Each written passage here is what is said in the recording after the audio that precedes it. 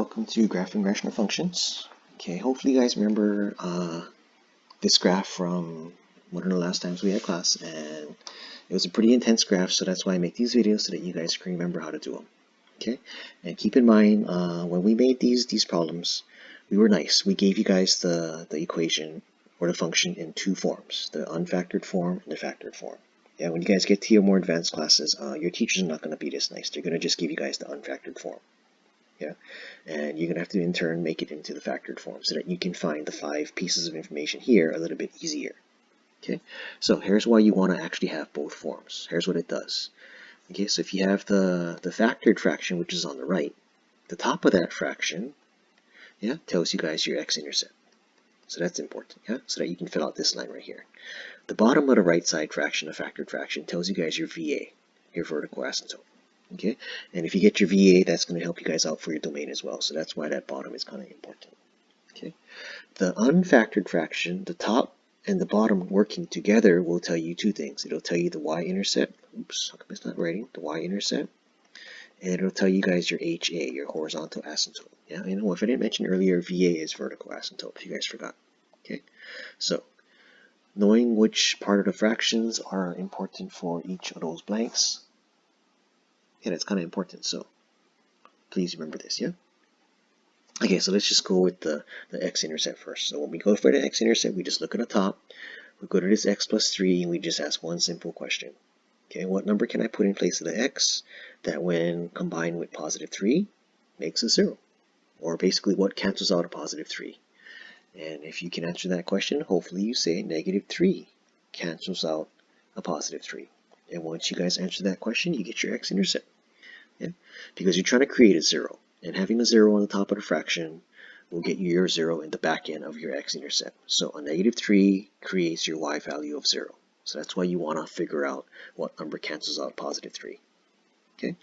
When you go for the VA on the bottom, you ask the exact same question. How do you make that bottom become 0? Because whatever number is going to make the bottom 0, I want to avoid it. Yeah, and that's what a vertical asymptote is. It's where your graph pretty much wants to avoid. Yeah, so what number is going to cancel out a positive 4? And hopefully your response is a negative 4. So that's why I'm going to have a VA of x equals negative 4, because that's where I'm going to actually draw a line that my graph is going to avoid.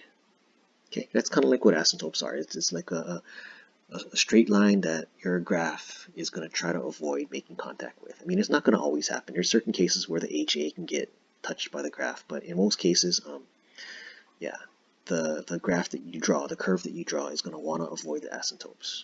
Okay, all right, so remember I told you guys that your VA and your domain work hand in hand? So watch how similar they are in appearance. So domain is going to be representing the numbers you're trying to avoid. Okay, the number you never want to have x equal to. And the reason why we don't want to ever have x equal to negative 4 is because if I do, I'm going to make a 0 on the bottom of the fraction, and once I get a 0 on the bottom of the fraction, that's game over. Okay, so my domain says avoid negative 4 at all costs. Okay, and the x equals negative 4 shows me where negative 4 is for an x value in the entire grid. Okay, so I'll draw that line a little later. Okay, left side fraction, the unfactored fraction. This is where the top and the bottom are going to work together. Okay, so your y-intercept, hopefully you guys remember that for y-intercept, you're always going to plug in 0. Okay, and 0 is the best number ever to plug in, because when you plug in a 0, it tends to make numbers or letters disappear. Right? So if I put a 0 right there next to the 2, it's going to be 2 times 0. And what do you get when you go 2 times 0? 0.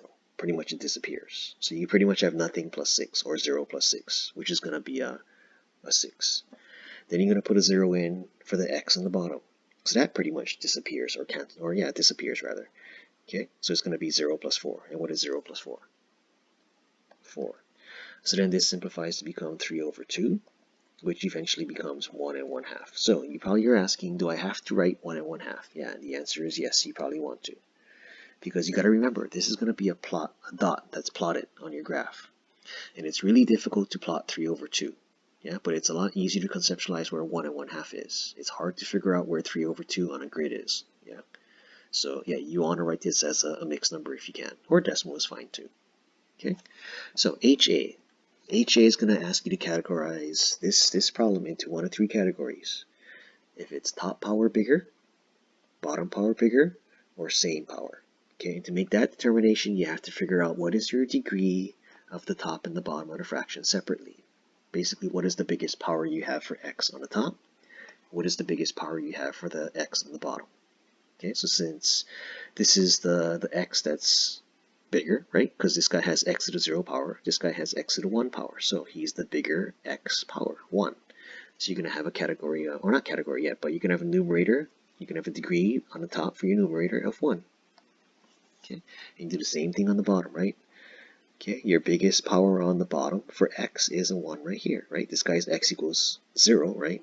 That's a 0 power, so no, he's not that big. This is power of 1, so power of 1 is your degree for your denominator, so I'm going to put d equals 1. So n equals 1, d equals 1, we're in the category called same power. Okay, and when you're in the category called same power, you are instructed to just divide the leading coefficients, or basically the number in front of your x that owns your degree. So since my degree is 1, the coefficient in front of him is 2. Since this guy's degree is 1, the leading coefficient in front of him is a 1. So basically you're going to grab those two LCs, the leading coefficients, and you're going to divide. So you're going to go 2 divided by 1, which is basically just 2. So for your HA, you're going to write y equals 2. And don't forget to put the y equals 2. Yeah, don't just put 2, just like for the x.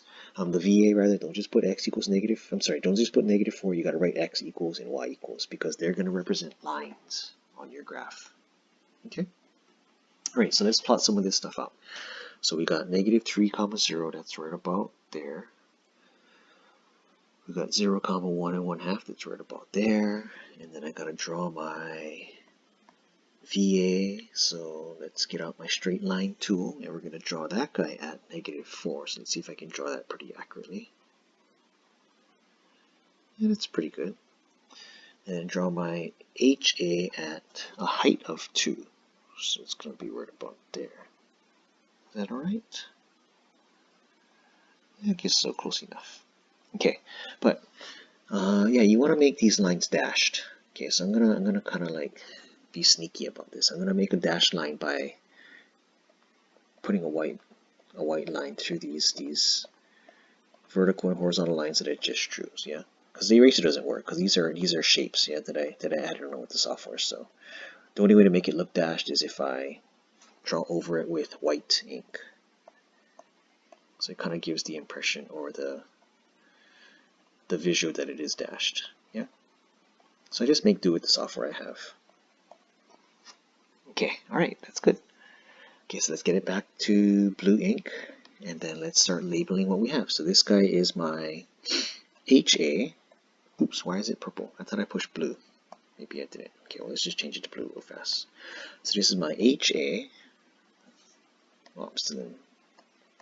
Okay, HA. Sorry, third time's a charm, I guess. And that's at y equals 2. And this is my VA. And he's at x equals negative 4. Okay, I'm not going to make you guys label your x-intercept and your y-intercept because you're going to have way too much stuff going on in the middle of the graph where all the curves are. So I'm not going to make you guys mess with that. Okay. All right. So how do I get more dots on this graph? Because if I don't get more dots, then my curve is only going to be right here on the bottom, and that's not how this graph looks. Okay. There's two curves in this graph, so therefore I need more dots. Okay. So this is where I made you guys do a table, and you guys love this, right? When you guys had to make the table. So I told you guys that when you make your table, you're going to make your table like this first, and you're going to put what numbers in every single table you make. And hopefully you say 10 and negative 10. Okay. And if your grid doesn't go all the way from 10 to negative 10, then just pick whatever your biggest number on your grid is. So if it's the biggest number is 8 and negative 8, then put 8 and negative 8 as your left and right numbers. Okay. Okay, and then what number do you put smack dab in the middle of all of this? Well, in this case, well, it's not really in the middle, but as far as the 5 numbers that are going to go in this x column, you're going to put the VA smack dab in the middle. So x equals negative 4. And that's your VA. Okay? And when you fill out the y value, it's undefined. Okay, and sorry if the negative 4 kind of got scrunched in. I think I made it too close to the left side, so sorry about that. I wasn't thinking. Okay, so you got your 10 and negative 10. You got your VA right smack dab in the middle, right? So now all you need to do is figure out the last two x values. So that's just going to be basically asking this question. What number is right above and below -4? Yeah, so what number is one value higher and one value lower than -4?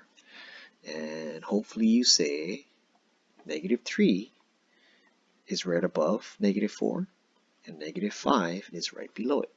Okay, and if you did that, you have your x column all filled out. And let's start filling out the y values. Okay, so let's look at some of our x values and see if we see something that we like. Okay, so I see a -3 for the x, and I'm going to say, x equals -3. What does that look familiar? Ooh, yeah, it's a x-intercept. So when I plug in -3, I get 0. So I can just automatically fill in this y column right away. Is this always going to happen? No. Yeah, we just got lucky that one of our x values that we plugged in here happened to be my x-intercept. It's not always going to work out that way. It just happened to be that way by chance. Okay, so let's plug in 10 next. So you have options. You can plug 10 into this factored fraction, or you can plug in 10 to the unfactored fraction. It doesn't matter which one you plug it into, you get the same answer. Yeah, for me personally, I like to plug it into the unfactored. Yeah, some people like this better, but I like this one. Okay, so let's plug in a 10. So I'm going to put a 10 right here, and I'm going to get 2 times 10, which is, hopefully you say 20, and then plus 6.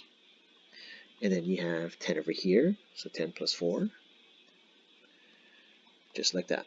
Okay, so you get 26 up top, you get 14 on the bottom, so that when you simplify it becomes 13 over 7, which is 1 6/7. Okay, so 1 6/7 goes here. Okay, so now let's plug in -5. So -5 right here, so 2 times -5 is -10. And then we have plus 6.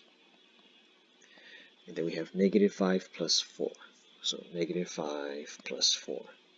Okay, so that's going to make -4 over -1, which is 4. So we can put a 4 right there. Ooh, that's a nice number. I like that. Okay, all right, and then we have to plug in -10 next. So plug in -10. 2 times -10 is -20 plus 6, and then -10 plus 4. So that's going to make -14 over -6. So that makes positive 7/3, which is 2 1/3. Okay, so that's not that bad of a fraction also.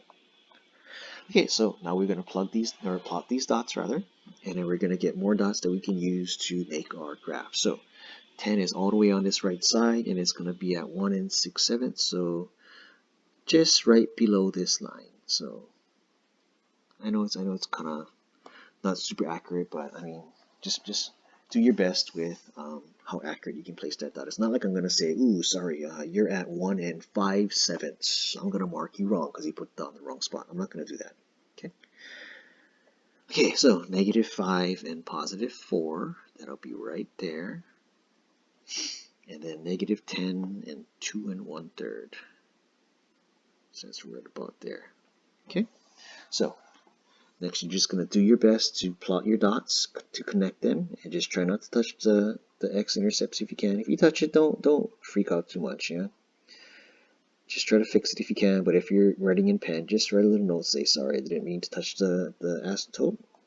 Yeah, I'll try not to do it next time also. Okay, okay, and then let's connect these dots. And like I said, if you can't make it nice, like that was really ugly, sorry about that. Yeah, I mean, the shape is there, and I actually kind of almost didn't really hit that dot, but close enough. Yeah, I mean, the effort was there. Yeah, I'm not going to be super picky about how pretty you make the curves and stuff because it's not easy. Okay, it's not easy, so don't worry about that kind of stuff. Okay, as long as you have the shape and your information here is accurate, then that's all good to me. Okay, all right, so I wish you the best of luck on this review assignment, and yeah, I'll see you next time. Bye-bye.